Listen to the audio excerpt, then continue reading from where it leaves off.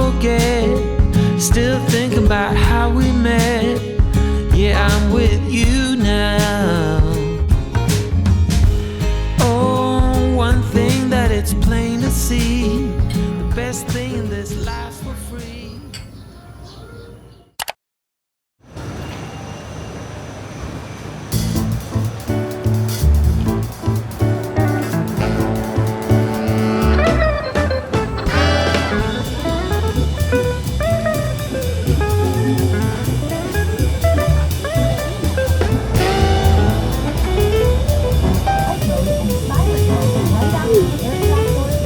Bây giờ là 8 giờ 40 phút, nhiệt độ bên ngoài là 30 độ C.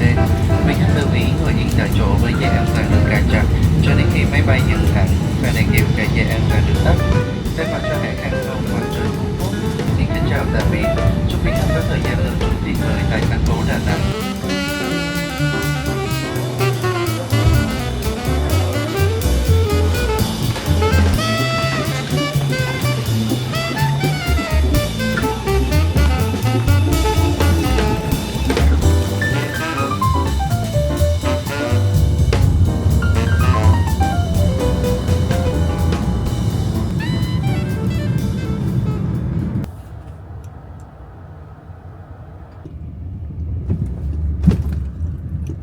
Tụi mình đã tới homestay rồi mọi người ơi, Little Bay.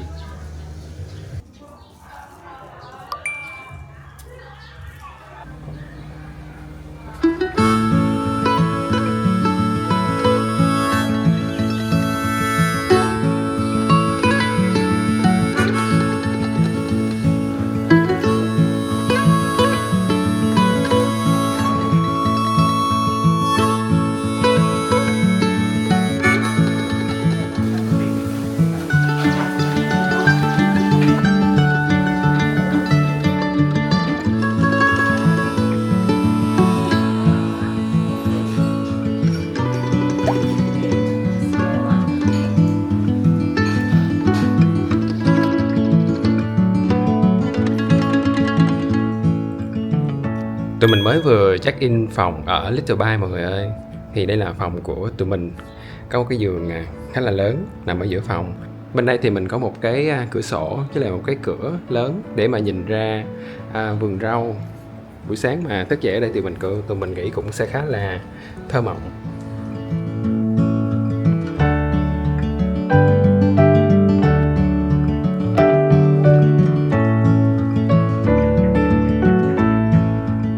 Phòng được trang trí theo kiểu vintage cổ điển, kiểu hơi đồng quê châu Âu mọi người, cho nên là siêu hợp vai Hội An luôn. Trong đây thì sẽ là nhà vệ sinh với lại phòng tắm, siêu bự luôn mọi người ơi, với lại cũng sạch sẽ nữa.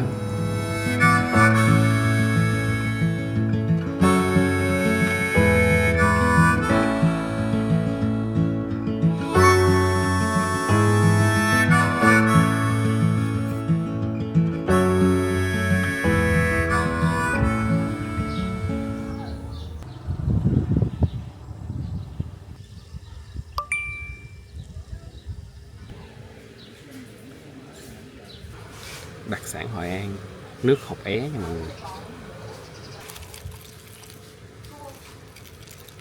Ở đây mà nắng là có nơi chịu không nổi. Ở đây nổi một gió mốt rồi. Dạ.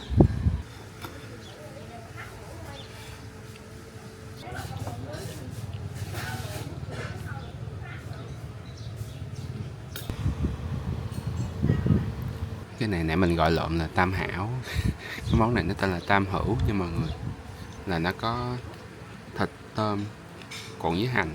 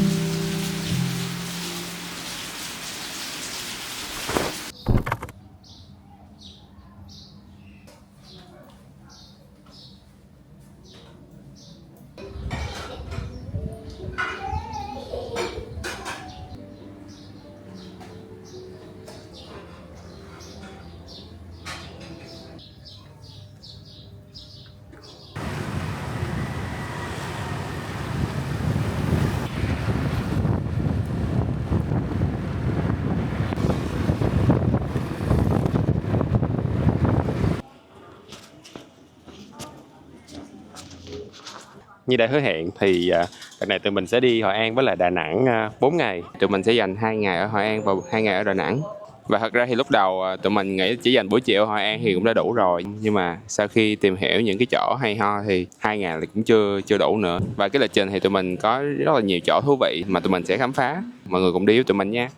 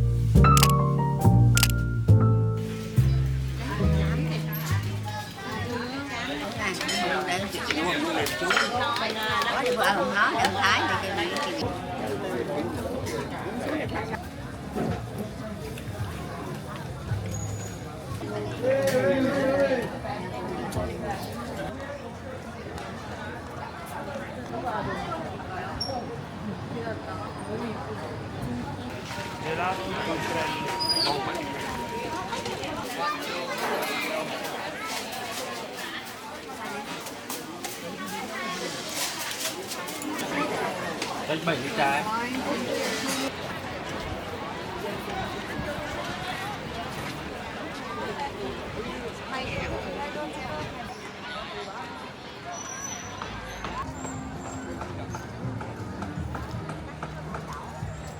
Thật ra để ghé thăm Hội An thì tụi mình nghĩ là tầm khoảng 4 giờ mọi người ghé thì sẽ vừa đẹp, không quá nắng nóng.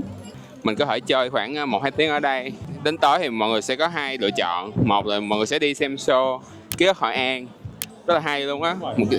Nếu mà mọi người có muốn xem á thì có thể mua vé ở trên cái lúc, và mọi người có thể dùng code của tụi mình để được giảm giá.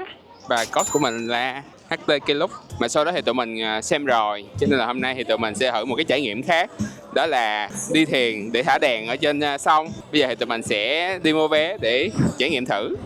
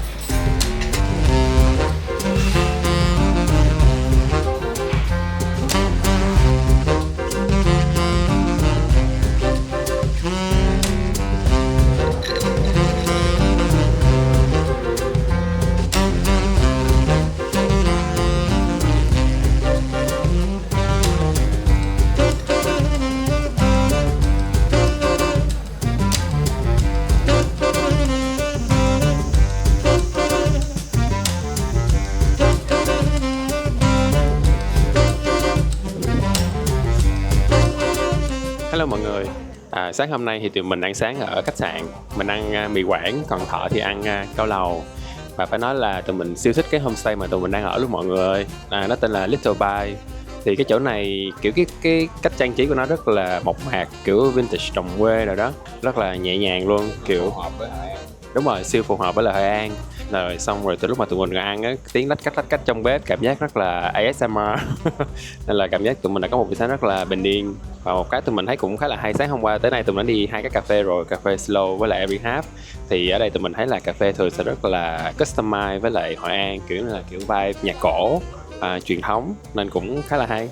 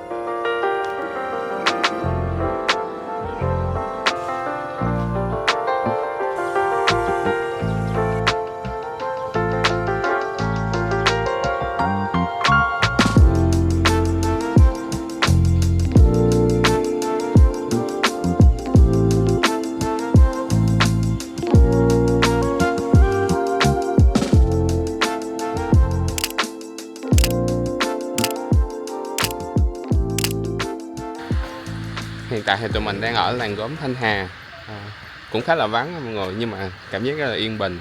Đặc biệt ở đây thì có một cái view bờ sông, nhìn xa xa có ngọn núi, rất là chill luôn. Mọi người có thể đến tham quan nha. Còn bây giờ thì tụi mình đang trên đây thì trên cái map nó sẽ có những cái chỗ mà nhận quà, thì tụi mình sẽ đi đến cái điểm nhận quà đầu tiên.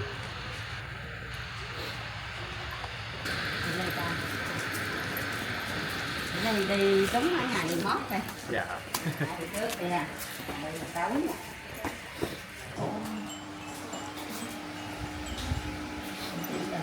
Ly nhỏ ly lớn nè ha. Cái tim nè, chén nè, gì chén nè, lọc. Đây có món đỏ mình vô đây còn từ từ. Đây đó là món này, món này. Món là nó những tư. Cười. Rồi dùng não nào tận hình não ra đi.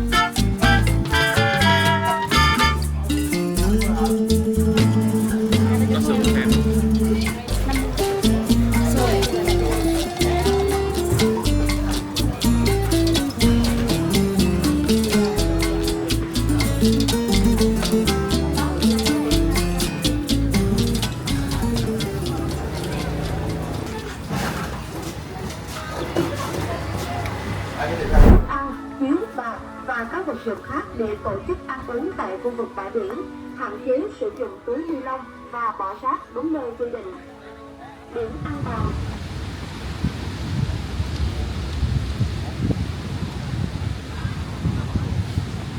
Đi Hội An cũng khoảng 2-3 lần rồi mọi người, nhưng mà tụi mình chưa bao giờ ra biển An Bàng chơi, có ra biển Cửa Đại thôi.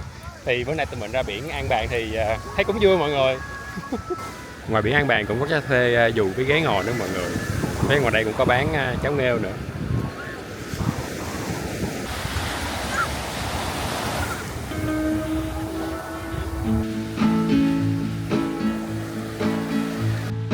I just wanna go out and walk with you. Baby, you know I just like to talk with you. You don't have to tell me anything that's new. I just wanna go out and walk with you.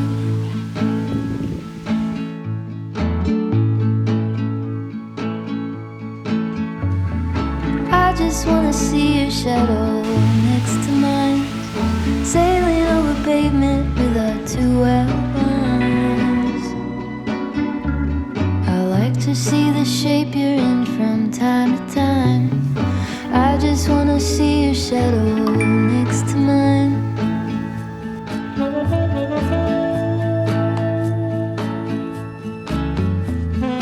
I just wanna see the same things you can see, understand the meaning on a new degree. Maybe that could happen when you're next to me. I just wanna see the same things you can see.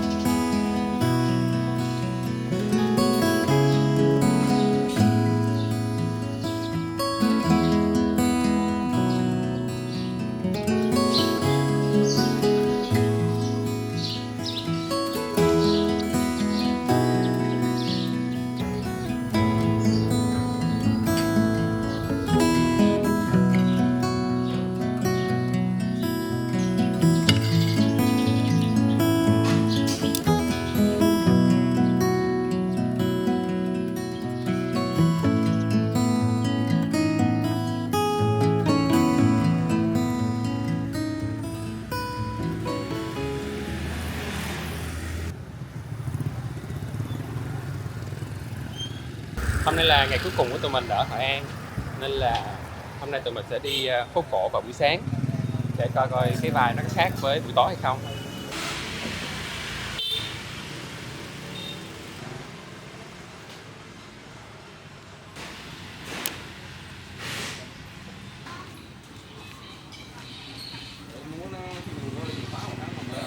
Góc chụp cây bông giấy buổi sáng nha mọi người ơi, siêu đông luôn.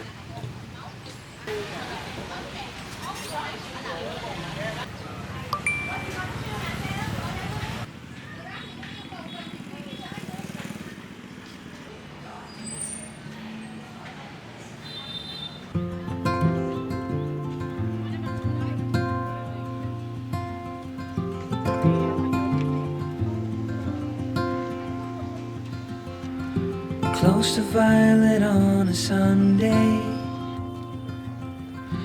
nearly made it into bloom, but I know, oh the ordinary, Monday turning back to blue, long for what's to come, keep forgetting how to make it known before it's already gone. Full of post-its in the ceiling, of things I like to follow through, but I hold on, a visionary. Sunlight shows an empty room, long for what's to come, keep forgetting how to make it known. Vậy là 2 ngày của tụi mình ở Hội An cũng đã kết thúc. Phải nói là tụi mình rất là thích cái vibe sống chậm nhẹ nhàng Hội An đúng không mọi người? Kiểu tụi mình đi từ homestay vào phố cổ thì tụi mình sẽ đi một con đường mà hai bên sẽ có ruộng lúa, rồi nhiều khi thấy mấy cô chú làm nông nữa, rồi có mấy con trâu đang cày bừa nữa, và nó rất là yên bình với lại nhẹ nhàng luôn. Lần này đến Hội An thì tụi mình cũng có nhiều trải nghiệm những cái quán cà phê, cây xanh, hoặc là những cái quán ăn rất là ngon. Thì hy vọng là mọi người có gì thì cũng ghé Hội An chơi nha. Và tụi mình book được một chiếc homestay rất là ưng ý là Little Bay Hội An. Còn bây giờ thì mình và Hùng sẽ check out và sau đó thì chờ xe để lên Đà Nẵng. Hẹn mọi người ở tập vlog Đà Nẵng nha. Còn bây giờ thì tạm biệt. Looking back too soon is how you know. Did the moment